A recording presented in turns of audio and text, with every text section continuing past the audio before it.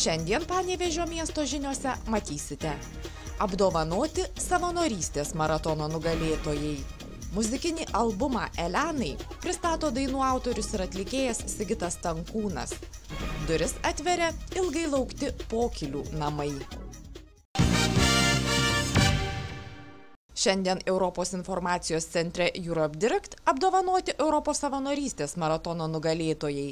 Į maratoną visoje Lietuvoje kvietė 10 šalyje veikiančių Europos informacijos centrų. 2011 metai yra paskelbti Europos savanorystės metais Europos Sąjungoje. Ir šią progą Europe Direct centrai Lietuvoje paskelbė Europos savanorystės maratoną. Jis truko maždaug 8 mėnesius. Žmonėms buvo išdalinti savanorystės pasai ir į pasus už 3 valandų darbą savanoriai gaudavo žymas. Ir kurie surinko daugiausiai šių žymų, mums atnešė pasus ir mes suskaičiavom labai griežtai tas žymas ir šiandieną būtent skelbėme tos laimėtojus. Ištvermingiausia maratonininkė tapusi Panevėžio kurčiųjų ir neprigirdinčiųjų pagrindinės mokyklos direktorė ir Veiklių moterų klubo prezidentė Danutė Kriščiūnienė tvirtino, kad savanorystė ne veikla, o gyvenimo būdas. Labai malonu, kad galėjau prisidėti savanoriaudama, tai ir globodama gyvūnus beglobius ir suteikdama pagalbą jauniems specialistams, ypatingai kada sunkiai sekasi vairuoti, teko ir pakeisti ratą padėti jaunai vairuotojai. O šiaip tos veiklos tai be galo buvo daug, tik tai, kad mes ją buvome gavę Europos savanorio pasus ir turėjome ją fiksuoti būtent tuose knygelėse. Jeigu būtume fiksavę visą veiklą, kiek tų darbų gerų, gražių yra atlikta, tai turbūt reikėjo tokių net 10 knygelių ir tai turbūt mes būtume jų nesurašę. Savanorystės maratono laimėtojais skelbti ir studentai, ir mokytojai, ir mokiniai. Asmeniškai man savanorystė yra kaip liga, nes aš jau užsikrėčiau 10 metų rugpjūtį, pradėjau savanoriauti gyvūnų prieglaudoje. Dabar iki šiol dar esu tenai savanorė, po to savanoriavau Eurobasket 2011. Savanorystė tai yra didžiulių pažinčių rato praplėtimas, nes susirandi žiauriai daug žmonių, kurie tau gali ateityje padėti. Ir šiaip su gyvūnais tai yra mano kaip ir meilė, nes aš su gyvūnais labai gerai sutariu ir suprantu juos, moku bendrauti, žinau, ko jiems reikia ir man iš tikrųjų gyvūnai yra didesni draugai kartais negu žmonės. Savanorystė, pasak gimnazistės Linos, neeilinė galimybė jaunam žmogui sužinoti, kokiu keliu sukti. Pasitikrinti, ar įsivaizduojamoje darbinėje veikloje jis galėtų save realizuoti, nes Lietuvoje dėja besimokantis jaunimas neturi galimybių padirbėti. Todėl savanoriaujant įgyta patirtis itin vertinga.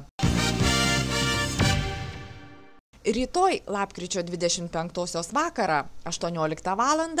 Panevėžio dailės galerijoje Sigitas Stankūnas pristato naują muzikinį albumą, rengtą visus pastaruosius metus ir skirtą poetės Elenos Mezginaitės 70-osioms gimimo metinėms. Elena šiuose namuose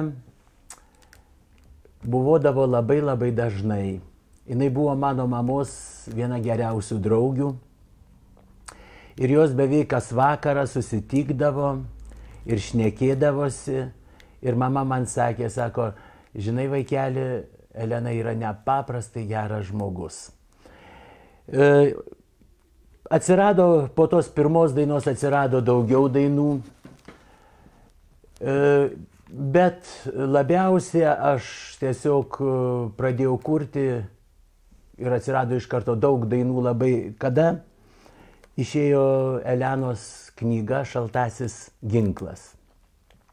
Jinai atnešė ir mamai, ir man padovanojo po savo tą knygelę. Aš perskaičiau ir tiesiog atradau iš naujo Eleną. Gal taip ir būna, kad kai gyveni kartu šalia, žmogų matai beveik kasdien, gal jo ir neįvertini. Tačiau aš kai peržiūrėjau jos poeziją, aš pamačiau, kad yra nepaprastai prasmingi eilėraščiai, nepaprastai gražus ir kas svarbiausia, jie yra labai dainingi. Pačią pirmąją dainą sukūręs būtent Elenos Mezginaitės žodžiais, dainininkas sako, seniai puoselėjęs mintį išleisti visą kompaktinę plokštelę, kurioje įdainuotų tik poetės tekstais dainuojamas dainas. Ir pagaliau tai pavyko. Naujajame, iš viso 7-ajame Sigitos Stankūno kompakte yra net 21 daina pagal Elenos Mezginaitės eiles. Norėčiau labai, kad ateitų kuo daugiau žmonių pasiklausyti.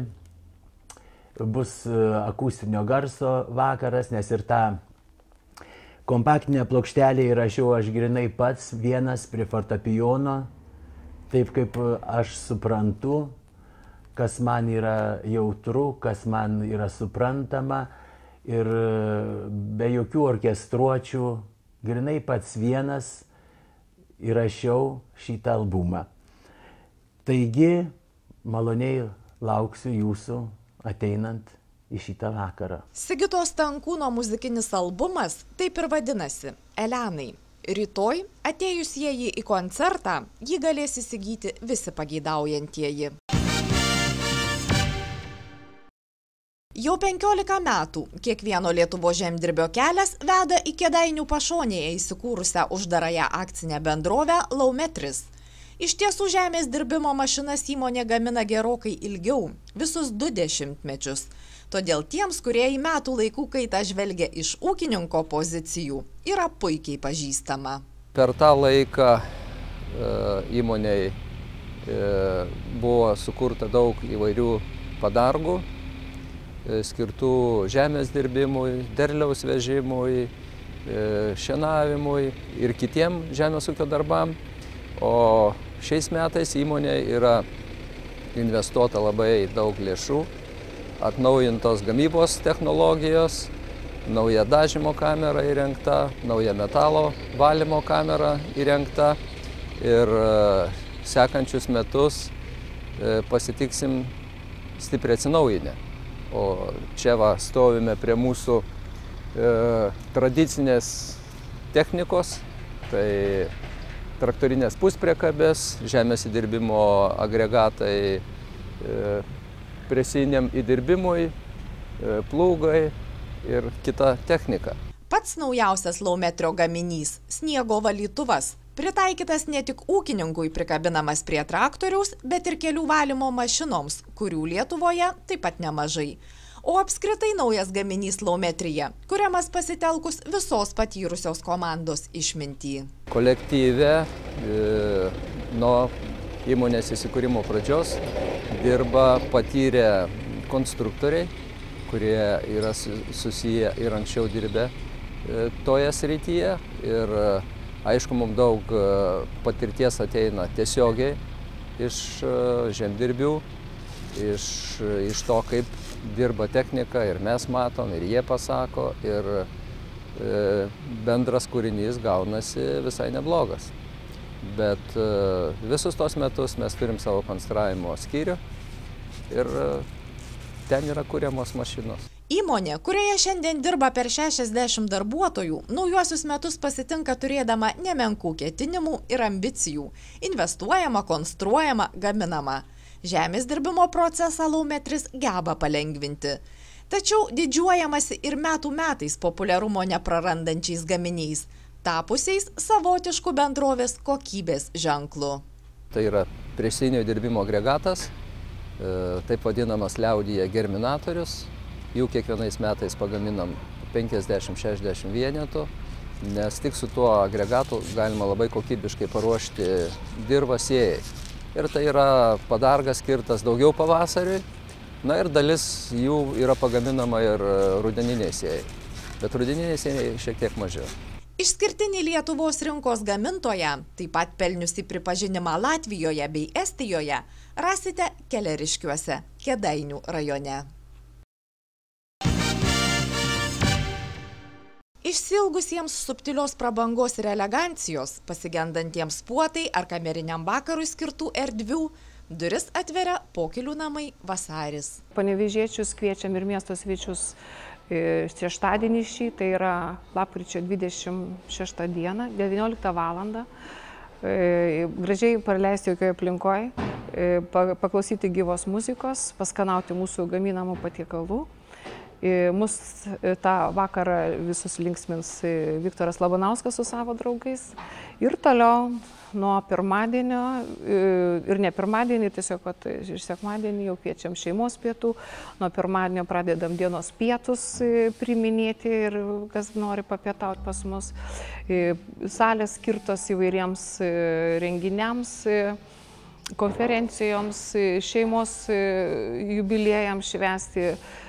Koncertus žadam rengti tokio nedidelėje aplinkoje ir įmonių vadovus kviečiam, ateina gruodžio mėnuo, palydėti senuosius metus. Naujieji Pokylių namai įsikūrė Miestelėnų pamėgto prekybos centro Aukštaičių gatvėje Vasaris 2 aukšte.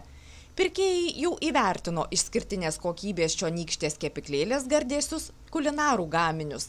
Todėl Pokylių namų kūrėjai viliasi, jog čia bus kaip tik ta vieta, į kurią mielai rinksis draugai, bičiuliai, nes prie šventės stalo bet kur nesėdama. Kadangi esu šito pastato autorius nuo pat pamatų projektavimo ir tolimesnėje eigoje, iš tikrųjų labai džiaugiamės, kad mūsų 6 metų planai, svajonės šiandien jau yra įgyvendintas ir pasistengėme sukurti labai paprastą, saikingą, bet jaukią aplinką miesto žmonėm, verslo žmonėm, kurie norėtų čia apsilankyti, kurie pamėltų šitą vietą, pamėgtų šitą aplinką ir iš tikrųjų labai džiaugtumėmės, kad iš tikrųjų mūsų tie norai, mūsų siekiai iš tikrųjų tiktų žmonėms ir tikrai kviečiame apsilankyti Panevėžio visuomenę ir svečius atsivesti. Ir šiuo momentu padarėme tiek, kiek galėjome, tam, kad jums būtų čia gera ir jauku. Na, o ateitis parodys. Šeimininkai entuziastingi, turintys daug siekių, daug polėkio. Taip pat norisi palinkėti jiems sėkmės ateityje ir labai laukiame žmonių čia mūsų šitose erdvėse. Pokylių namuose Vasaris 4 salės. Didžiojoje banketo metu be vargo tilps 150, furšeto visi 200 žmonių. Mažoji skirta 40. Įrengti 2 puikūs svečių kambariai, idealiai tinkantis verslo pietums. Malonus ir pagarbus aptarnavimas garantuojamas.